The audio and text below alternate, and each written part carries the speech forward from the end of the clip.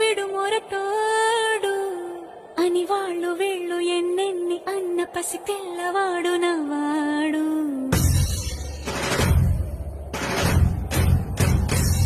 విడుముండోడు అని ఊరు వాడ అనుకున్న గాని మహారాజు నాకు నవ్వాడు.